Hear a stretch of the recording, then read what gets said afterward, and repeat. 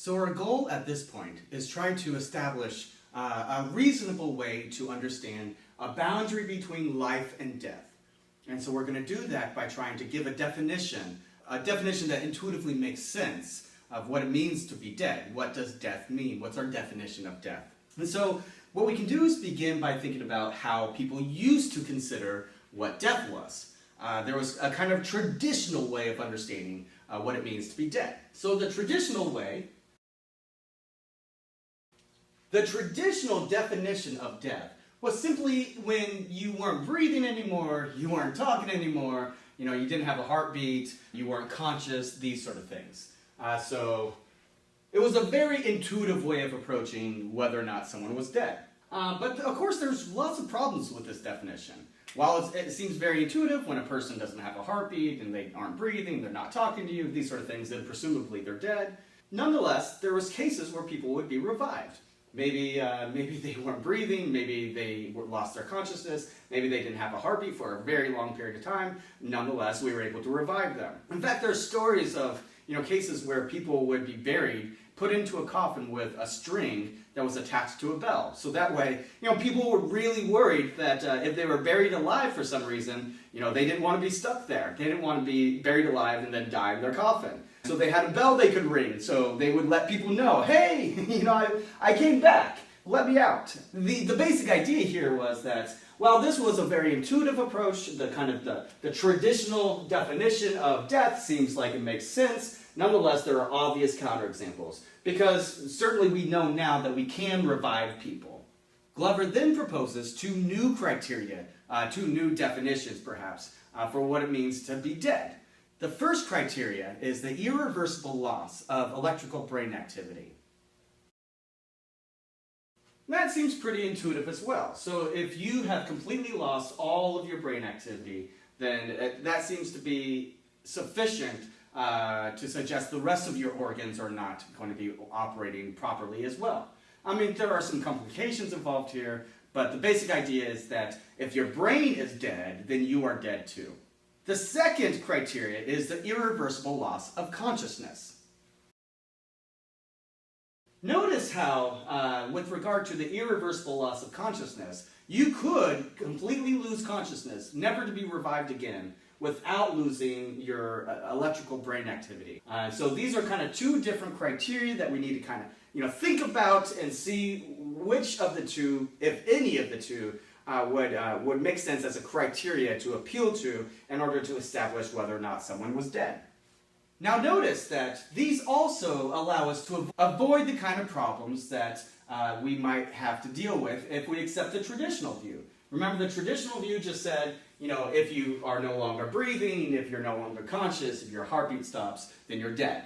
But you can be revived, and so that's a problem for that kind of criteria for what counts as being dead. 1 and 2, the irreversible loss of electrical brain activity and the irreversible loss of consciousness, those are the sort of criteria that would make up for the problem with the traditional definition. But of these two, there are different strengths and weaknesses for both. The irreversible loss of electrical brain activity looks like it is a necessary condition for life. That might be controversial, but generally speaking, that seems to be true.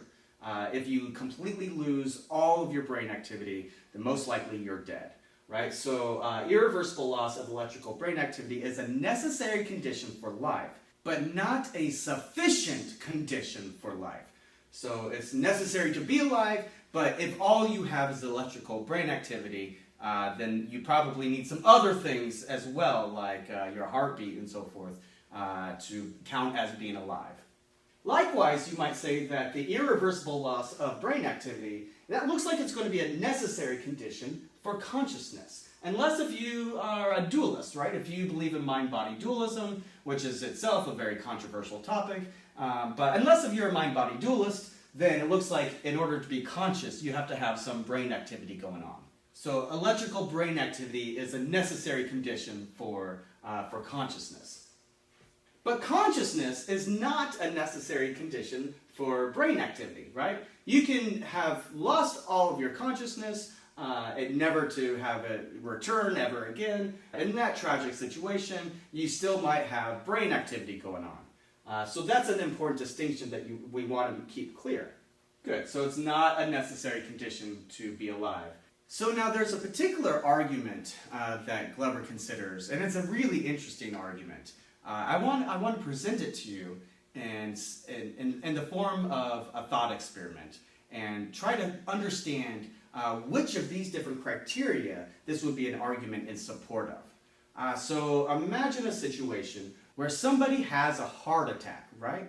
Now this person has a heart attack and loses consciousness, and there's a doctor who's just about to come and revive her. But then somebody else comes in and stabs her right before the doctor has a chance to revive her. And keep in mind, she's lost her consciousness. And so the doctor doesn't even have a chance to revive her before this other person stabs her. Now, in that sort of situation, would we consider that to be a case of murder? Or would that be a case of illegally kind of messing with a corpse? Because if we define death simply by the irreversible loss of consciousness, if all it takes to count as being dead is that you're unconscious, and somebody comes and stabs you, well, they haven't murdered you because you're already dead. Instead, it might be like, some weird case of illegally messing with someone's corpse.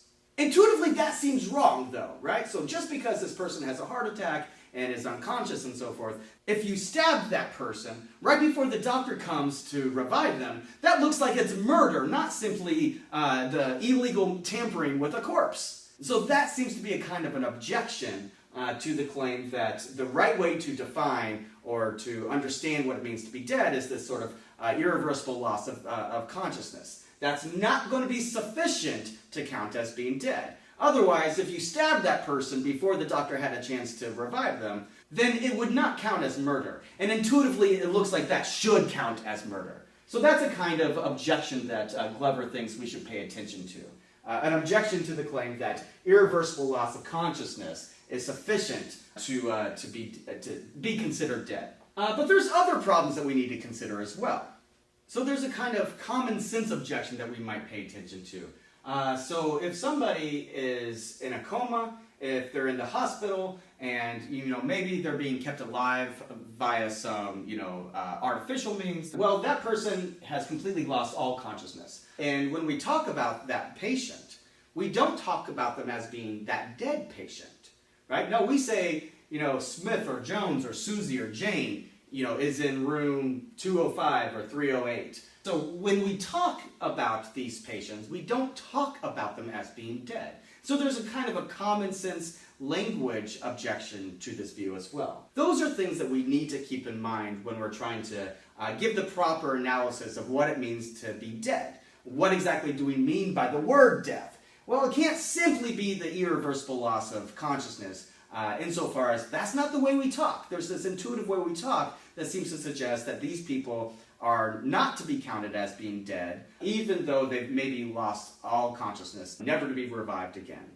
Now, at the same time, we might wonder if we reject this view, does that mean that we're going to, in some sense, be committed back to the traditional view? Right? Are we going to be committed to some view that says, well, we also have to check everything else that's going on with the patient before we can make sure that they're dead? Well, yes and no. In a sense, we are, but Glover thinks that we don't simply appeal to things like whether they're breathing or their heartbeat is continuing and so forth, in the same way that we did previously, maybe before certain advances in technology were available to us. Instead, we can appeal to what Glover calls the double test view. And the double test view, according to Glover, is a better way to try to understand whether or not the patient would be dead in these sort of situations. There will still be problems, Glover thinks, but this is at least a movement in the right direction. And so that's what we're going to consider next.